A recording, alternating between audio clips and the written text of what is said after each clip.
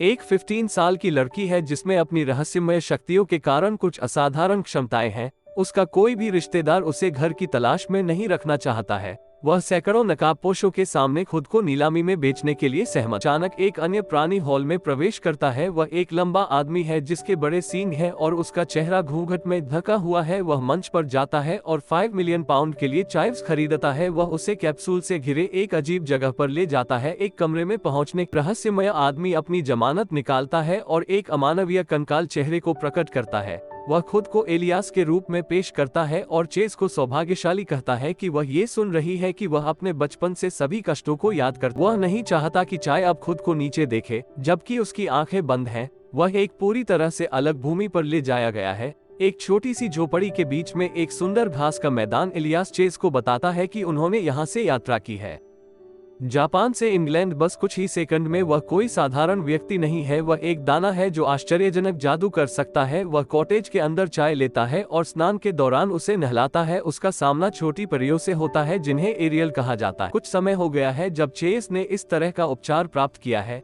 Alias उसे बताता है कि उसे उसकी प्रशिक्षु के रूप में प्रशिक्षित किया जाएगा और वह एक दाना भी बन जाएगा। वह उसे पाने के लिए भाग्यशाली महसूस करता है। एक स्लीक बेगी एक ऐसा व्यक्ति है जो परियों की तरह जादुई प्राणियों को देख सकता है और उसे एक दुर्लभ पत्थर का हार देता है। परिवार शब्द उसके सिर में गूंजता रहता है और उसे एक शांतिपूर्ण नींद आती है। एक एरियल उसे जगाता है और जंगल में टहलने के लिए पीछा करने के लिए आमंत्रित करता है। एरियल उसे जंगल की गहराई तक ले जाता है। परिवार पहले, लेकिन अब उसके पास एलियास है, इसलिए वह छोड़ने से इनकार करती है। एलियास इस बीच आ जाता है और उसे रास्ते में वापस ले जाता है। वह अगले 2 दिनों के लिए चाय को अपनी दुल्हन बनाने की अपनी इच्छा को भी स्वीकार करता है। जब वह सोती रहती है, एलियास उठता है, उसे खरीदारी के लिए आमंत्रित करता है। वह अपना चेहरा एक सामान्य इंसान के रूप में बदलता है ताकि किसी को उस पर शक न हो। वे एक रहस्यमय पुस्तकालय में जाते हैं जिसमें एक छिपी हुई कार्यशाला है। उनकी चाय एंजेलिका से मिलती है। वह एक दाना भी है जो अन्य जादूगरों के लिए विभिन्न उपकरणों का डिजाइन और निर्माण करता है। वह उसे एक क्रिस्टल देती है और चीको कुछ सेकंड में अपना रूप बदलने के लिए क्रिस्टल खसखस के फूलों के बगीचे में बदल जाता है। जितनी शक्ति उसके पास होती है, खुद को सदमे में ले जाता है। एलियास एंजेलिका से उपयुक्त उपकरण बनाने का अनुरोध करता है जो खरीद के बाद उसकी शक्तियों का पीछा करने में मदद कर सके। इतने लंबे समय के बाद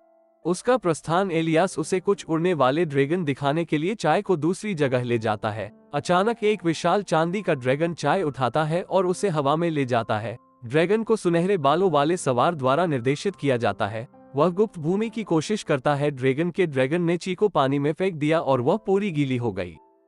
एलियास भी उसकी छाया के रूप में उसका पीछा करता है। सुनहरे बालों वाला आदमी ड्रैगन की भूमि का देखभाल करने वाला है। वह लिंडेल नाम का एक दाना भी है जिसने 300 साल पहले एलियास को मेटलाइज किया था। लिंडल और वे के लिए एक महत्वपूर्ण मामले के बारे में बात करने के लिए। थोड़ी देर खेलने के बाद छोटे ड्रैगन के साथ खेलने के लिए चीको पीछे छोड़ दे। वे नेविन नाम के पुराने अजगर के चारों ओर इकट्ठा हो गए। उसे जंगल का पिता कहा जाता है। दुर्भाग्य से वह काफी जी चुका है और उसका जीवन समाप्त होने वाला है। चाय के लिए खेद महसूस करता है उसे, लेकिन नेविन संतुष्ट नेविन अपने विचारों के माध्यम से देखता है और कहता है कि जीवित को कभी भी मरे हुओं से ईर्ष्या नहीं करनी चाहिए। एक सपने में आखिरी उड़ान। जब वह अपनी आंखें खोलती है तो नेविन एक पेड़ में बदलना शुरू कर देता है और उससे अनुरोध करता है कि जब भी उसे एक छड़ी की आवश्यकता हो तो वह अपनी लकड़ी का उपयोग करे, और वह बेहोश होकर गिर जाती है। चीका एक अजीब सपना है और वह ओलिया की गोद में उठती है। वे एक ट्रेन की सवारी कर रहे हैं जहां उन्हें एक बात करने वाली बिल्ली मिलती है। जैसे चाय की कहानियों में सुना करती थी कि इस बिल्ली के 9 जीवन है और वह है पहले से ही वे साथ रह रहे। यदि आप इस वीडियो को पसंद करते हैं और अगला भाग चाहते हैं तो कृपया कमेंट करें और अगले एपिसोड के लिए इस चैनल को सब्सक्राइब करें।